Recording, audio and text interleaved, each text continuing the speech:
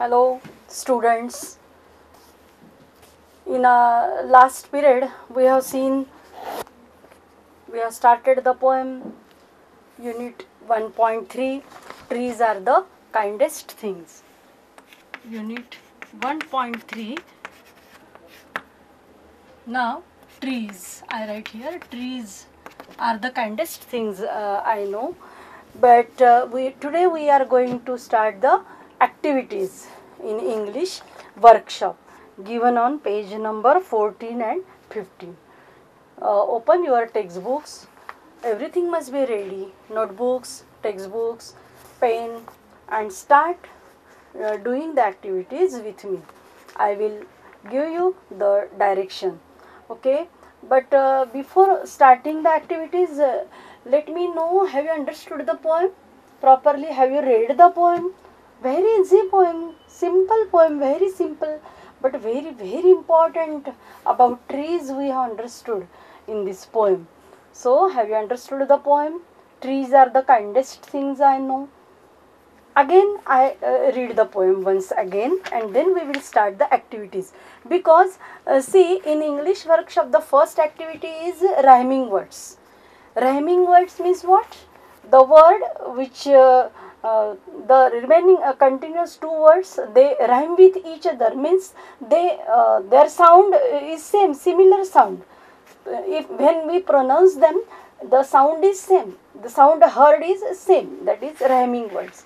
यमक जुळणारे शब्द असं म्हणतो आपण त्याला. रायमिंग वर्ड्सच्या जोड्या आपल्याला इथे लिहायच्या आहेत, किंवा रायमिंग वर्ड्स कोणते कोणते आहेत दिलेल्या शब्दांना तेच आपल्याला बघायचं आहे पेज नंबर 14 वरती ॲक्टिव्हिटी 1. मग त्या दृष्टीने तुम्ही आता मी पोएम वाचत असताना लक्ष द्या, कोणते शब्द कोणत्या शब्दाशी जुळतात. Okay, now accordingly we will read the poem. Trees are the kindest things I know. They do not harm, they simply grow and spread a shade for sleepy cows and gather birds among their boughs. See, cows and boughs. In the first stanza, no, grow, isn't it? This is a rhyming pair. यमक जुळणाऱ्या शब्दांच्या ह्या काय आहेत, जोड्या आहेत. त्याच आता आपल्याला इथे लिहायच्या आहेत, म्हणजे दिलेल्या शब्दांना कोणते शब्द जुळतात त्याचे उच्चार, तेच साऊंड ते आपल्याला लिहायचं आहे. त्या दृष्टीने बघा आता पोएम वाचताना. They give us fruit in leaves above and wood to make our houses of and leaves to burn on Halloween and in the spring new birds of green. Halloween and green, they are the first when day has begun to touch the bees of morning sun. Begun, sun. They are the last to hold the light when evening changes into night. Light, night. Have you understood? And when a moon floats on the sky, they hum a drowsy lullaby. Sky, lullaby. Of sleepy children long ago, trees are the kindest things I know. By Harry Ben, American poet. Now I hope you will be able to solve the activities one by one. Some simple activities we will see today, not the language study. Language study we will see in the next period. Okay, now English workshop, you will tell me the answers. Okay, here of course I will write on the blackboard also. First activity first, rhyming words. I write in short, rhyming words.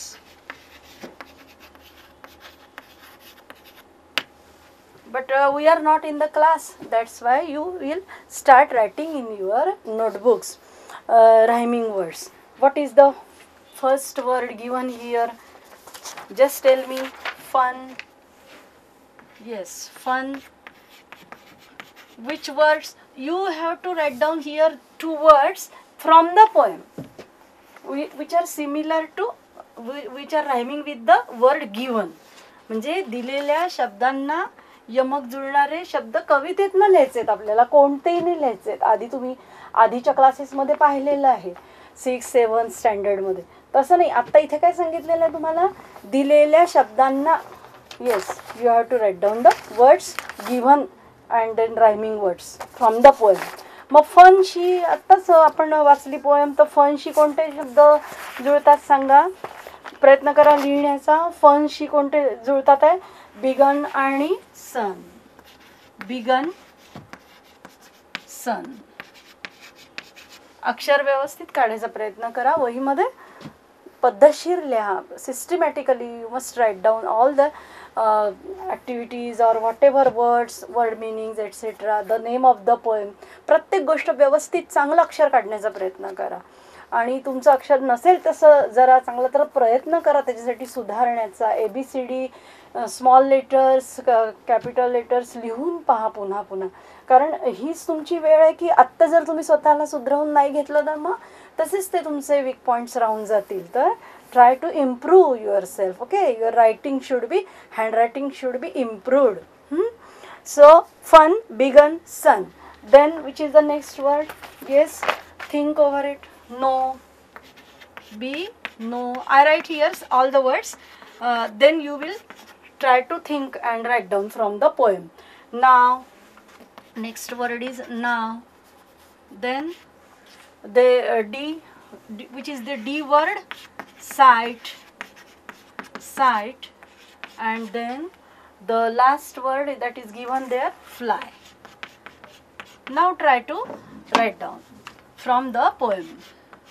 Okay, now we have seen fun, begun, sun, isn't it? The pronunciation is same. It sounds like the same. ज्याला आपण जुळणारे म्हणतो, यमक जुळणारे शब्द. Fun, begun, sun. Then know. Know शी कोणते शब्द जुळतात बघा पोएम मध्ये? Yes, know. Know grow in the very first stanza. Know, KNOW, know म्हणजे माहीत असणे, आणि NO म्हणजे नाही. पण उच्चार सेम आहे. उच्चार सेम आहे. Pronunciation is same. Sounding is same. No, no and grow. Understood? Then next word is now. Which are the two words? Cows, balls, cows, balls. Then next word, sight. How it should be pronounced? Sight. So which are the two words rhyming with this word sight? Yes, here it is given. Light, night. Isn't it? In the poem. You have to find out. Light, night. Isn't it? They sounds the same like sight. And the last word, rhyming word, which is given here, fly. Which are the words like fly, sky and lullaby? Sky and lullaby. Lullaby म्हणजे आपण अंगाई गीत पाहिलंय हे शब्दाचा अर्थ. So in this way you have to do this activity number 1. Now let us do the next activity which is given in English workshop. Now just see activity number 2, which I think you must write in your notebooks. Those activities I am going to take first. Now take the fourth activity from your textbook. That is, find words that describe the following.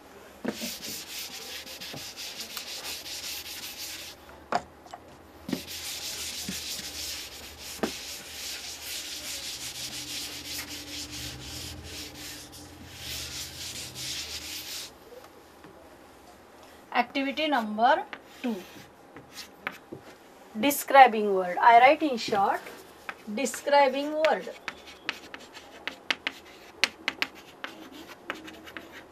Describing words. Describing words म्हणजे काय बघा आता. Find words that describe the following. म्हणजे काही शब्द तिथे दिलेले आहेत 1 to 5. Cows, new birds, sun, lullaby and trees. And you have to describe them. Describe म्हणजे वर्णन करणे. Tell something more about the word. Something special about the word. म्हणजे एखाद्या गोष्टीचं विशेष वर्णन जेव्हा केलं जातं त्याला डिस्क्रायबिंग वर्ड म्हणायचं. त्यालाच आपण पुढे म्हणजे ग्रामरच्या याच्यामध्ये काय म्हणतो, ॲडजेक्टिव्ज, विशेषण. म्हणजे कशी एखादी गोष्ट आहे की flower. Flower is the noun. Beautiful flower म्हणजे काय, सुंदर फूल. मग तसे हे जे नामं दिलेले आहेत पोएममध्ये आलेले, त्याला कोणत्या स्पेशल वर्ड्स वापरलेले आहेत त्या नामाचं वर्णन करायला, तर मग काउज, पहिला शब्द काय दिलेला आहे त्यांनी, काउज. मग अर्थातच तुमच्या लक्षात आलं असेल की describing word will come first before the noun. नामाच्या आधी येणार ना ॲडजेक्टिव्ह, कारण ते नाम कसं आहे हे सांगणारा शब्द आहे. मग तो आधी येणार की नाही. फुल सुंदर असं नाही म्हणत ना आपण, सुंदर फुल असं म्हणतो, किंवा उंच मुलगा, टॉल बॉय असं म्हणतो की नाही आपण. म्हणजे boy is the noun and tall is the adjective or describing word. Yes, so likewise you have to find out. So you will find out. I write here the nouns first given in the textbook. Okay, this activity we are going to start now, describing words.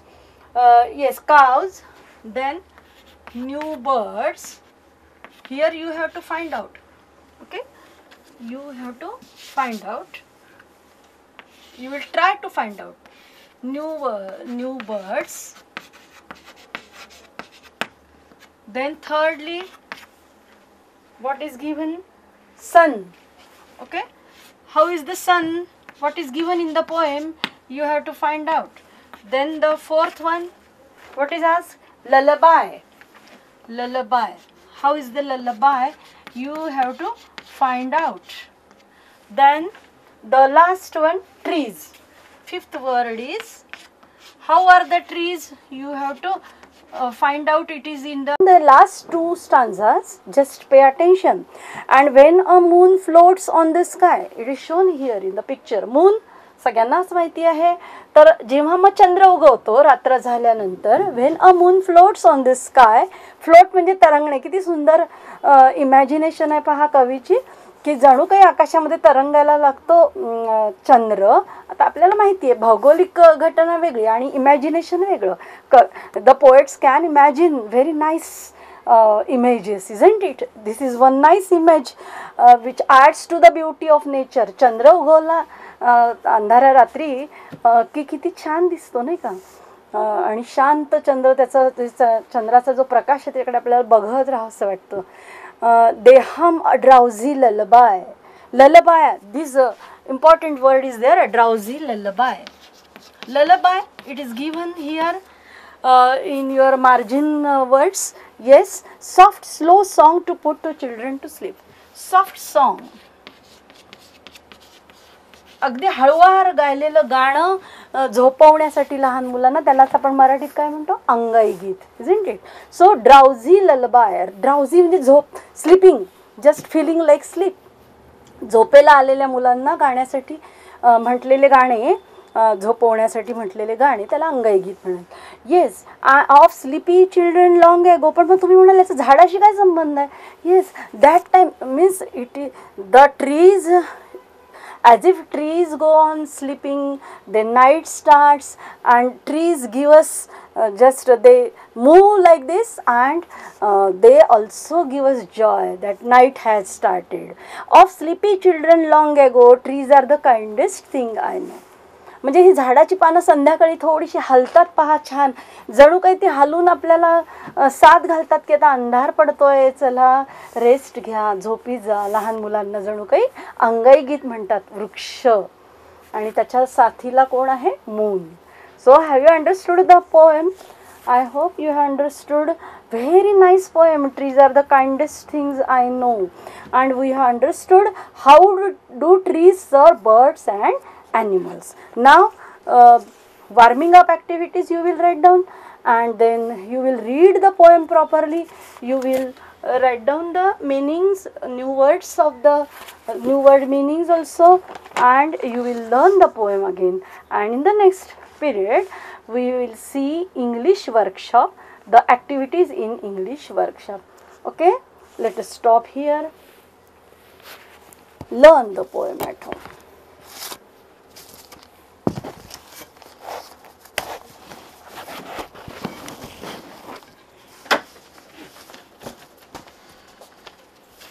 The word, describing word is given in the name of the poem, the very name which we have seen. The trees are the kindest thing I know, isn't it? Yes. So try to tell now, how are the cows? Just see in the poem. कवितेमध्ये बघा, तुम्हाला सापडेल बघा. And second stanza, sleepy cows. दिसलं सगळ्यांना? Write down. Sleepy cows. झोपेला आलेल्या, गुंगी आलेल्या गायी कुठे थांबतात? Under the tree.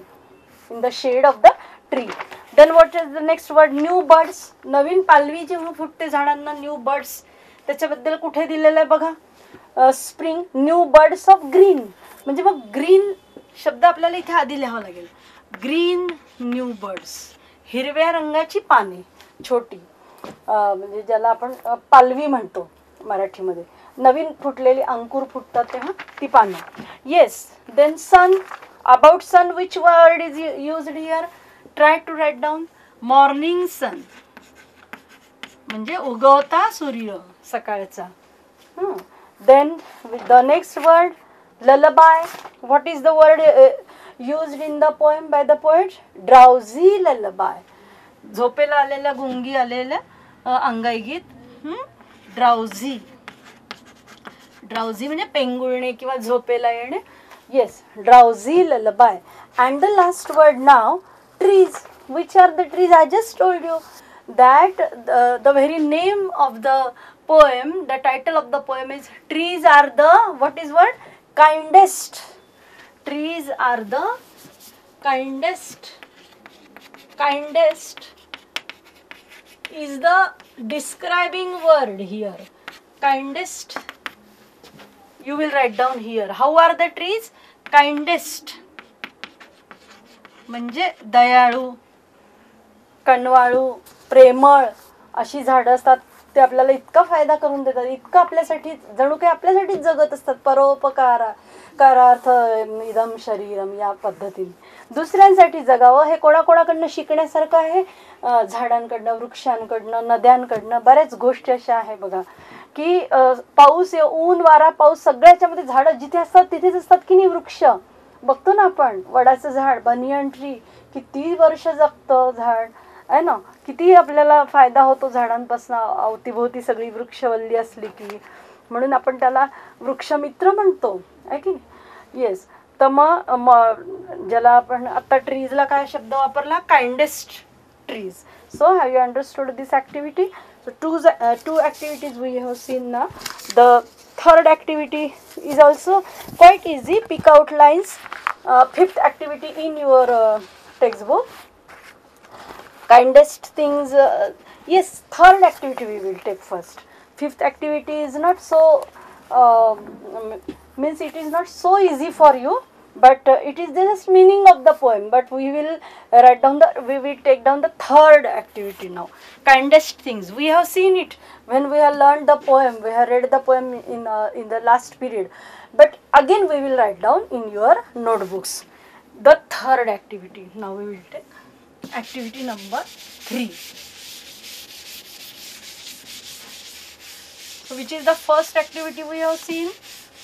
Yes, rhyming words. Then the second one, describing words. Now the third activity we are going to start, that is the kindest things, kindness of trees towards mankind. Activity number 3. Activity number 3. In short, I am going to write here kindness of the trees, or kindest things we can write. Kindest things in inverted commas. Kindest things.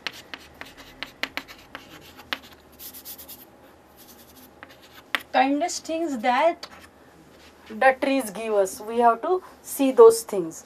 मग आता kindest things कोणाकोणाला देतात trees? आपण पाहिलं poem मध्ये कोणाकोणाला देतात. The very margin question we have seen yesterday. How do trees serve birds and animals? म्हणजे बर्ड्सला काय फायदा होतो वृक्षांचा. देन ॲनिमल्स म्हणजे काऊजचं उदाहरण दिलेलं आहे. And human beings. तर आपल्याला हे सगळं लिहायचं आहे. मग काय काय येणार सांगा वन बाय वन.